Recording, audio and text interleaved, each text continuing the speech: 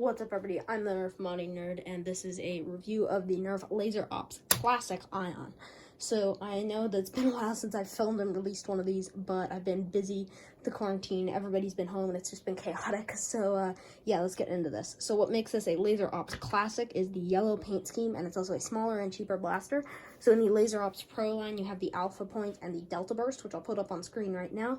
And this is in the Laser Ops Classic line. I don't think there's any other blasters in the Classic line at the moment, but I think they're probably going to come out with some more. So starting out with the overview of the blaster. So up at the front, this is the area where the IR fires from. So this is essentially your barrel if this was a dart blaster. This is the sensor right here that it detects where the IR beams are coming in. This is an indicator light right here, which I'll get into in a minute. Back here is how much ammo you have and your lives. So you have 5 lives. On the 5th hit to this up here, your blaster will make a lot of sounds and you will die, which will sound about and around like this. And I'm gonna cover that right now.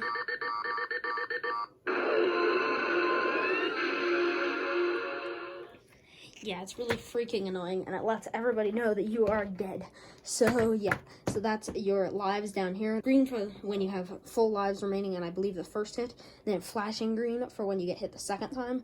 Then yellow the 3rd time. Flashing yellow the 4th time, and then red when you're dead, which is like this. This one's also out of ammo, which is why the top one is red, and this one's almost out of ammo. So you have 7 shots in a magazine before you have to reload, and you have 5 lives. You can reload by hitting this button down here, and it'll make that sound effect. So yeah, this is just a reload button, and you can change teams with that. I'll get into that in a minute. Right here's the trigger. It's just like normal. You pull the trigger to fire, like that. And one thing to note, even if you are clicking really fast, so I'll just give an example.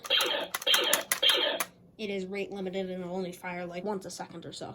Right here's the battery tray. You can just remove it with this Phillips screw right there, and it takes 4 AA batteries in there. So unlike the Alpha Point and Delta Burst, this is not the battery tray. That's just a foregrip, though that's really, really small to be a foregrip. And lastly, there's a button over on this side. This is the on-off button. So to turn it off, you do that. Turn it on, you do that. And it makes more sound effects. So once you've turned it on, this light right here will be purple. So to select a team, so purple is free-for-all mode, which means anybody can shoot at anybody. And then there's also red and blue, which you can select by pressing this button down here. So red versus blue are teams, and then purple is just free-for-all. Once you've chosen on a team, you can just pull the trigger here and it'll lock that in. And now you're ready to start firing. So one thing to note, let's grab a purple blaster over here. So this one right here is ready to fire. That's on purple. I hope that's coming across on the video. So if we fire this at the blue one, it's not working at all because purple is free-for-all. So if this was a purple blaster, that would be registering the hits. But if we turn this off and change it to red team, now we can fire at the blue.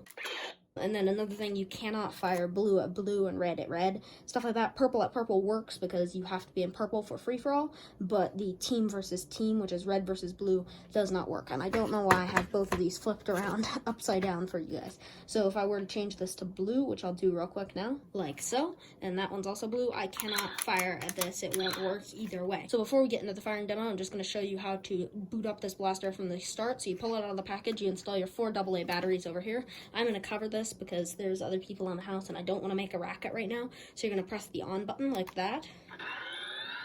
Then select your team. So I'm going to select blue like that. Pull the trigger once, and then you're ready to start firing at anybody that's on red. If you need to change teams at any point, you can just press this again and restart. And then when you run out of ammo, which will be shown right here. So if I run out of ammo right now that I'm out of ammo and it's solid red, if I pull the trigger again, it's going to make this muffled noise, and then before I can fire again, what I'm going to need to do is press this button down here. Now I'm at full ammo again, and I can keep firing. So with that, let's get into the firing demo. Okay, so I have the Ion sitting on a chair right here, and I'm going to go stand like 30 feet away and shoot a couple magazines or whatever you want to call it at it with the other Ion blaster right here. So let's go do that. Both of these are in purple mode, which means free-for-all. I'm going to be in the sun, and this is in the shade, but just barely, so let's go do it.